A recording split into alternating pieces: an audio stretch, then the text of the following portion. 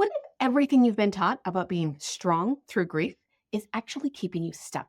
In the next few minutes, I will share a coaching session with you that may completely transform how you process grief. And it's probably not what you think. Welcome to the Live Free, Love Life podcast, where we discuss how to create more freedom so we can love our lives no matter what we're going through. Hey there. Before we dive into today's coaching session, I want to share something powerful with you. You know what's amazing about coaching? You don't have to be the one in the hot seat to experience transformation. When I first discovered coaching, I was part of a huge membership program with thousands of members. I never even got the chance to be coached directly, but that didn't stop me from completely changing my life just by listening to other people's coaching sessions. In fact, coaching had such a profound impact on me that I signed up for coach certification before I was ever coached myself. Crazy, right? So as you listen today, I want you to put yourself in this client's shoes. Their specific situation might be different from yours, but I promise the underlying thoughts and feelings are universal. Notice what comes up for you. What thoughts do you relate to? What feelings resonate? What insights could you apply to your own life? Remember, transformation happens when we're willing to look at ourselves with curiosity and compassion. So let's dive in and let this coaching session be exactly what you need today. All right, what can I help you with today? Okay, so I've had a lot of, I'm going to call them heavy seas over the last year. And basically, it's gotten me to the point where I have zero motivation to do anything. God, I knew I was going to cry. Sorry. Just jump right in with the tears. We welcome crying in coaching. Okay, good. So I don't know, just to go through a little bit, I guess, like not this past October, but the one before, I started with like little dizzy spells. And then I had full on vertigo in April. And it's just been, I still have some remnants of that. Like I can't walk over uneven ground with feeling unsteady. I'm a soccer player and playing soccer has been really hard, like with all the turning and things. It just feels like I go off balance. So that's one aspect. That's been over a year I've been dealing with that now. And then in February, my father was diagnosed with stage 4 cancer. And it was a really hard year with him. And he passed away December 16th. And in the process of that, my mom decided that, well, they were together going to move into a retirement community, and she decided to move forward with that. So she moved like a week, like into their cottage a week before he passed away. So it's been, dealing with my own health issues, the emotional stress of my dad, and then trying to help my mom in all of her transition, both emotionally and physically. And I was going to say when I get up in the morning, but that's even hard to do. I just, I have no motivation to do anything. But when I am on like coaching calls with my clients, it just feels like I'm not in flow. Like usually I'm like so confident. I feel very aligned. I just, say what comes to mind. That feels so off. Like I'm struggling in so many ways. So Okay, what's the hardest part about it?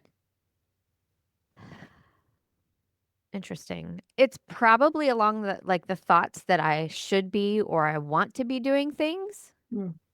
but I don't. Like I look around my house and going, "Oh my gosh, this place is such a wreck. I would love to have a clean space." But I just sit on the couch. Okay. So why should you be doing anything different than you're doing?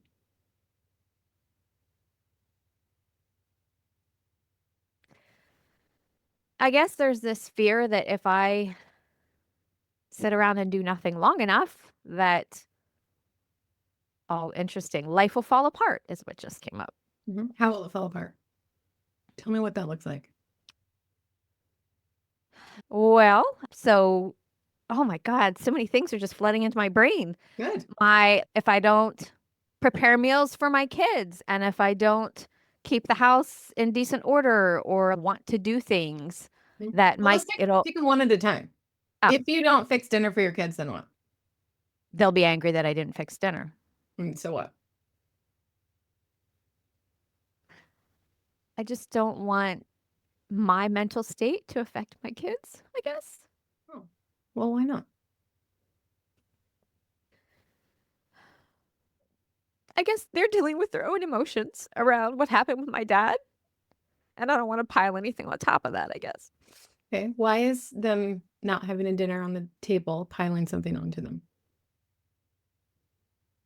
I've seen them get a little miffed when I don't make dinner in the past. Mhm. I mean, no, it would be awesome if they get miffed or angry that you didn't make dinner.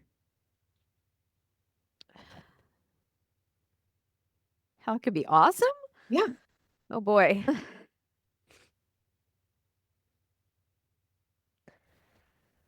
I guess they're learning how to be angry, handle the emotion, get over it eventually. Um, Why wouldn't we want them to learn that now in your home where there's love and safety and support versus when they're off on their own by themselves and life doesn't go the way they thought it was going to go? I mean, that's how it works. And now they also have to deal with that on their own. hmm, that's true. If they're gonna learn how to feel emotions, in the home with me is probably a good place. Hmm. Um, Tell me how it's awesome that they're noticing your emotional state and what you're capable of and what you're not, what you're choosing to do and what you're not. Tell me how that could be awesome. it's interesting because I don't know that I'm showing them a whole lot of my emotion. Like I know we got to do the dinner and we have to do the things because we don't want our emotional state to affect our kids. yeah, so I'm not really showing that. It comes out whether I want it to or not sometimes, Yeah. but A I lot don't know of the that they, time, we're hiding it by making dinner when we don't want to. yeah. Tell me how it could be awesome for them to actually just see what you're going through, see what you're capable of, see how you choose to take care of yourself. Tell me how that could be awesome. Oh man, I can think of lots of reasons it's not awesome, but awesome. Anytime you witness someone else in emotion, how they get through it, how they process it. I mean, kids absorb everything. So, I guess in allowing myself to be seen in that way, it gives them permission to do the same. The struggle to feel Yeah. emotions, to choose to not do things when you're not in the best place to do them. Mm, yeah, that's true. Um, how is it awesome? I'm drawing a blank. That's all I can think of. We could just decide that you going through this could be the best thing for your kids. Ooh, me going through this is the best thing for my kids. I feel like it's me putting a burden on them, Hmm. pretty much. Tell me how that's not true. Because if I don't make dinner, they have to. Oh God, I do make comments about how messy the house is, but then I don't do anything about it. So All right, because you're too busy arguing with reality and then yeah, beating the crap out of yourself for being somewhere that you're not. true story. Right. There's no way we're going to feel motivated to clean the house when you're doing that to yourself. It feels terrible. Yeah. Our brains love to tell us, well, if I don't beat the crap out of myself, if I don't judge myself for it, then I'll never do it. And our brains are wrong. Yeah, it'll just go on forever and I'll just Right. go into a deep depression and not do anything and stay in bed all day and Right. It actually creates the thing that you're not wanting. yeah. Whereas if you can love and accept yourself where you are, Mhm. and treat yourself with kindness, that gives you a much better chance of cleaning the house or making dinner than not. Mm. I think, okay, so what comes up is if I'm going to use the word compassionate, that's a word I use a lot. I don't know. But if I'm compassionate with myself and allow myself to be in this state where I'm not doing everything I quote think I should be doing, Mhm. I still sit around and do nothing. You know what I mean? I Well, feel like doesn't that's sound giving you really myself permission to be lazy. well, it's not lazy though. Like, you didn't sign up for vertigo. I know. You didn't choose to be in that scenario. You didn't choose to lose your father, right? Like, these are things that happened outside of your control. Yeah. You're expecting yourself to operate as if they didn't happen. Mm, that's true. Why?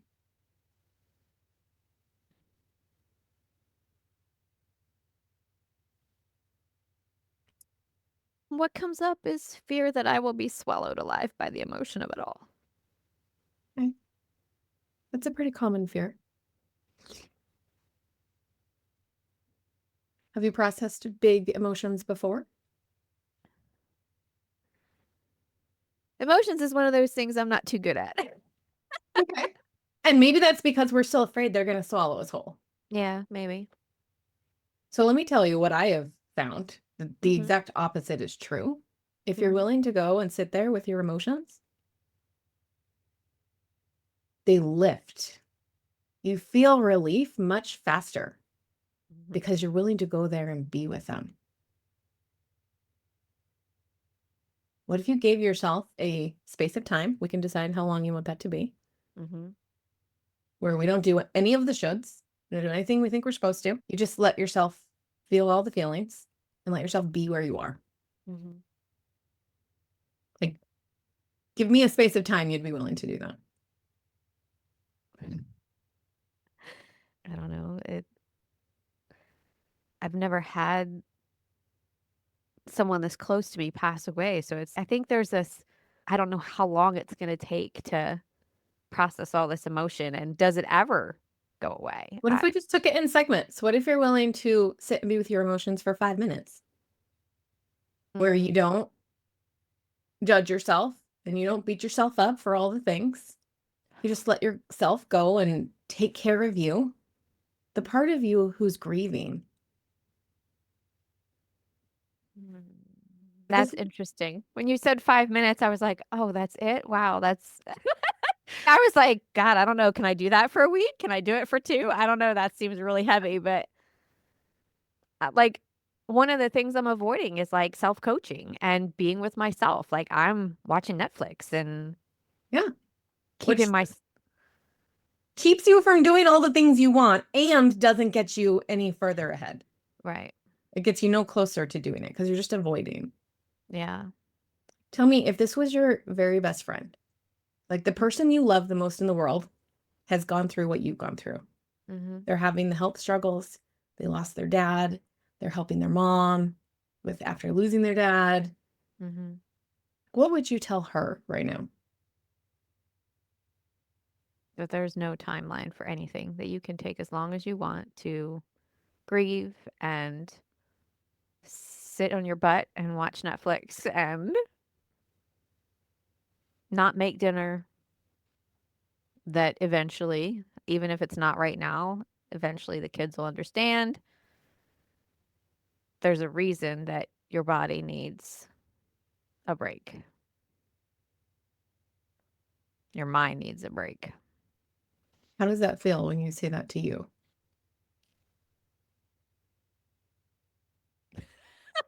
The words that come into my head are like it feels like a cop out.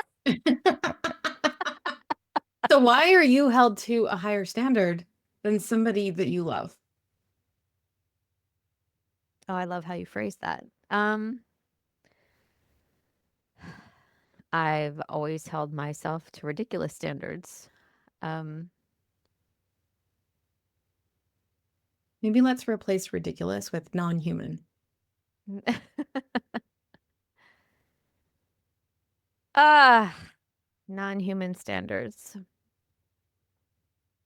And I've done like some coaching around that particular piece before. And I think it's because I equate like perfectionism with that's my way to receive love and attention. Which is a trauma response. I'm sure you know. I did not know that. Something when you were a small child probably was wired in that you have to be perfect to be loved. Yeah. Okay, this is just a trauma response and a maladaptive coping mechanism that you put in place when you were, I don't know, 3 years old that we're just still repeating. Mm-hmm. What's it going to take to let go of that?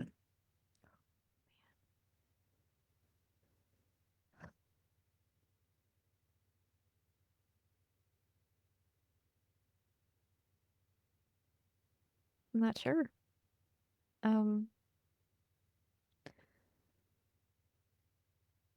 I think it probably starts with me being willing to love myself even when I want to sit around and watch Netflix. Yeah. Do nothing and not make dinner.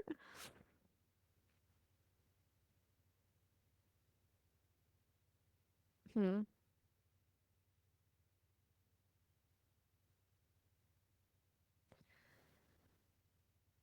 What's in the way of doing that?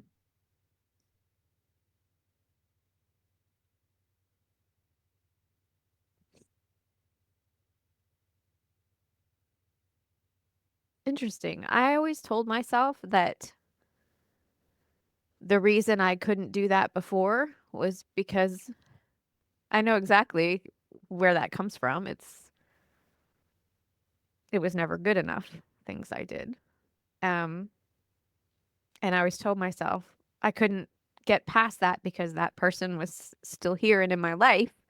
And now that he's gone, I think maybe I'm holding on to it because that's part of my relationship with him.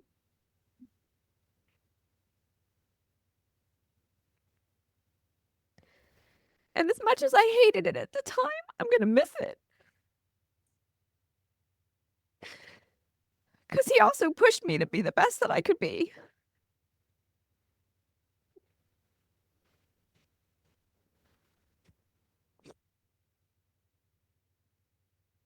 Maybe what he didn't know is that you were already perfect as you were.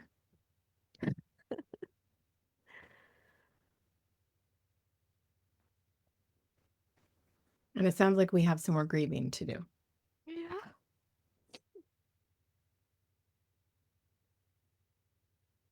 That's for sure. What if you just started scheduling little teeny bits of time? It could just be 5 minutes to just process grief, right? This is grief over that relationship and everything you lost Mm-hmm. and the future you thought you were going to have. It's grief over your dad, not having him in your future or being at your kids' events, right? Like all of that. Yep.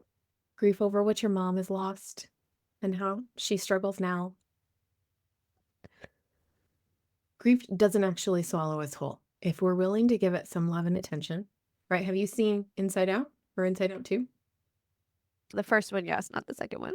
Okay, you have to see the second one because it's amazing. Okay. But for now, just imagine Sadness. You remember Sadness, Yep. Mm-hmm. right? She's like adorable and lovable, and we just want to give her a big hug, yeah? Mm-hmm.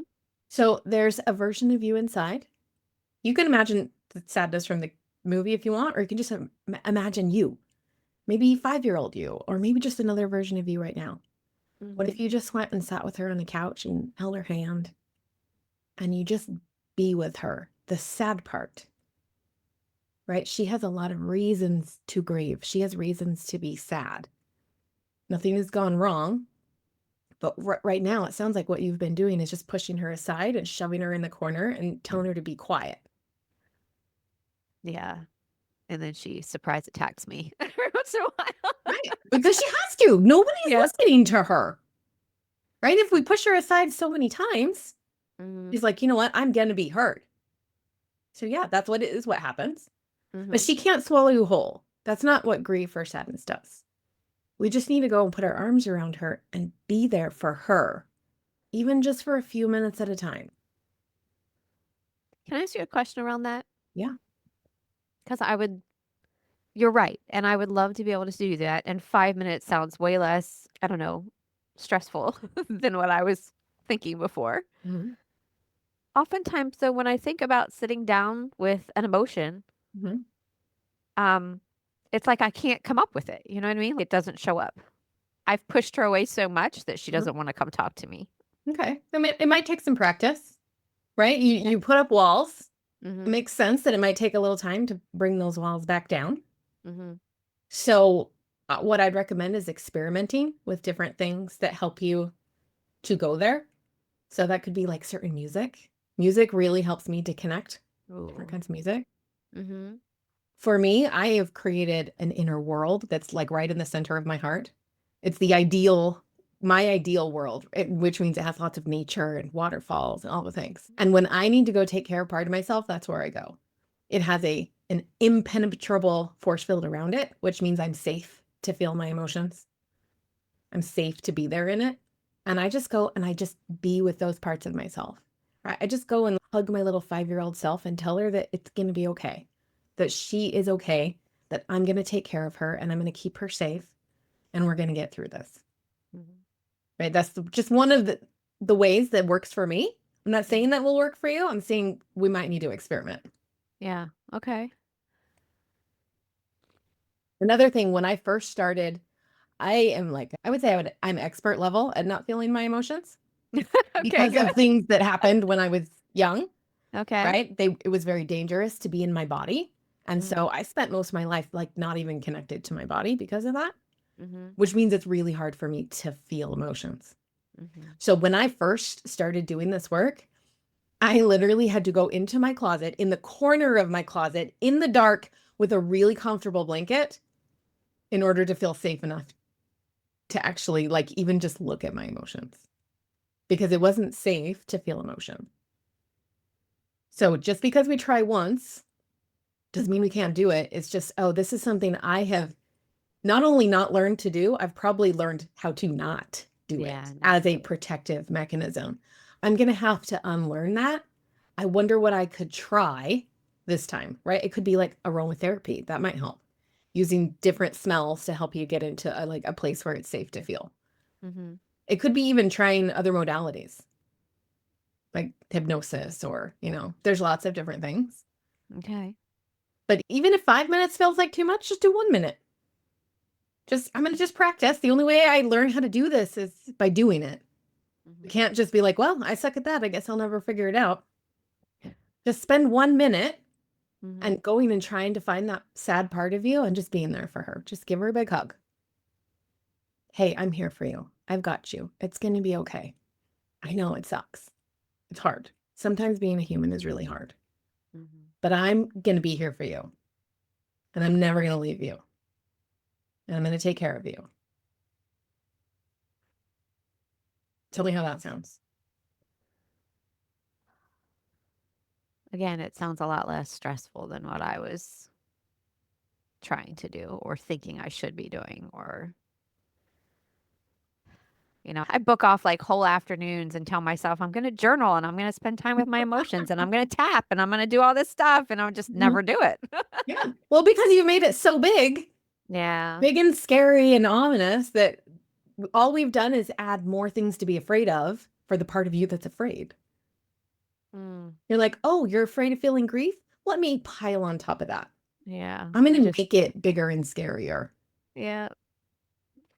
I Let's feel promise it if for you 4 spend hours. 1 minute just connecting with yourself and letting yourself feel emotion, you're not going to get swallowed by it. You truly won't. The more you do it, the lighter you'll feel because you're just allowing yourself to be a human, right? Your best friend, you would never expect her to be functioning as normal with vertigo all the time. Yeah. Never in a million years. And if she started beating the crap out of herself, you'd be like, no, hello, it's no wonder you're not doing those things. You feel terrible. Yeah. It makes perfect sense.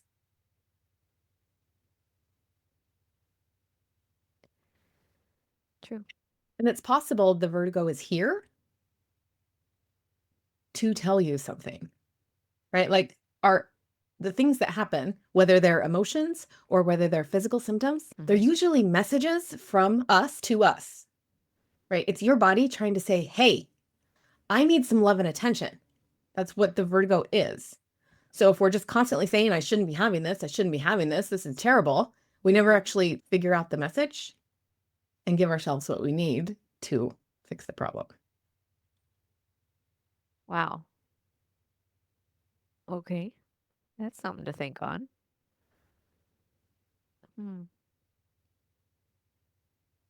Because the vertigo started before my dad's diagnosis and everything. So it's okay. What does that go back to? Well, remember you did say you haven't grieved the loss of that relationship, at least not to the level that it's healed, Yeah. right? It could just be shoving emotions down over and over. Like it could be, 30 years of doing that. And finally your body's okay, but we can't handle anymore. There's no more space in here. You've got to do something about this because we're out of balance. And then it shows up as not having balance as you're walking around.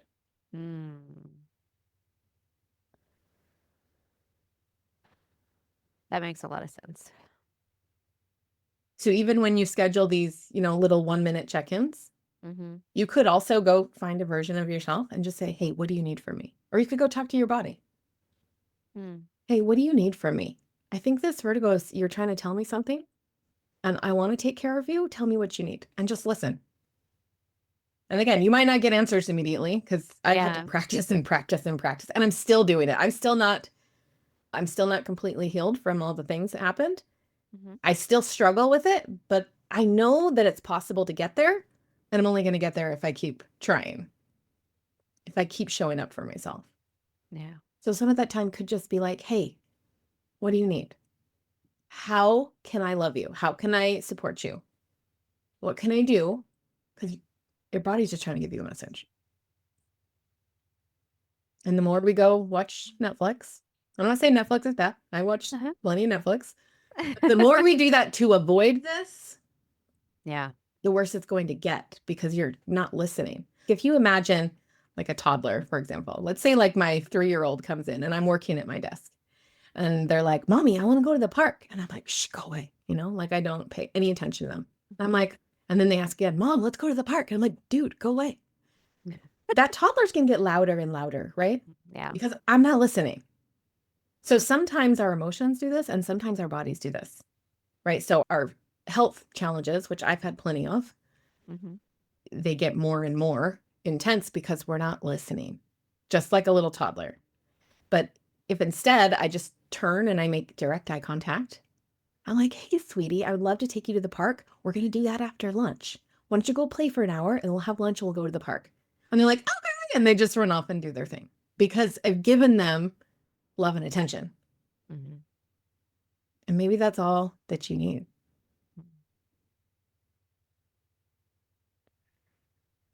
Okay. What are you thinking? Yes, I can. This is something I hear over and over again. So Tell me how you're going to move forward with it. I like the 5-minute or 3-minute or whatever intervals because that feels way less heavy and more doable. I even like the idea of the corner of the closet. I'm like thinking about my closet. I'm like, oh, which corner can I clean out? So that seems, for some reason, that really struck home with me. And remembering that, there's 2 pieces of me that I need to talk to, the sad part and I guess the body part of, okay, what's all this about? What's going on in my body? Yeah. That needs to be heard. And it could even be, you know what? We can watch as much Netflix as we want. And we're going to spend 1 minute checking in first. I think just to give yourself more opportunities to start connecting with yourself. Yeah, I can watch Netflix. I just got to check in first. I'm just going to connect with myself first and see if there's anything that I can do to support myself. What my body needs, what the sad parts of me need. I'm going to check in first and then I can totally watch Netflix if I want to. And I don't have to do anything. I don't have to make dinner. I don't have to clean the house, right? This is a temporary part of life. It's not going to last forever. But I am going through some things right now. And I need to give myself permission to be a human, not a superhuman, just a regular human that's going through things. It's okay if dinner isn't perfect and the house isn't perfect. The world is not going to end. It's going to be okay. And your kids are going to be fine. It could end up being the very best thing for them. Maybe it's how they learn love and compassion and understanding and how to feel feelings and how to take care of themselves so that when they go out in the world, they have so many more tools available to them when they go through the things that life gives them. Yeah. We can just decide whatever happens here, it's the best thing for my kids. Because if my kids needed a different mom, that's who they would have had. That's true. Okay. Cool. Yeah. All right, my Thank friend, you. you got this. Thank you, Mindy. All right, see ya. All right. See ya. Thanks so much for watching today. Before you go, hit that subscribe button and notification bell so you never miss an episode. And while you're still here, I've got something special for you. My Live Free Love Life membership now has a completely free level. You can start transforming your life right now without spending a dime. You'll get access to certain courses, content, and tools that will help you break free from whatever is holding you back and create a life you absolutely love. And when you're ready for even more support, you can easily upgrade to get access to our live coaching calls, as well as way more tools and content. There's honestly no reason not to join the free level today. Just click the link in the description below to get started. Until next time, live free, love life.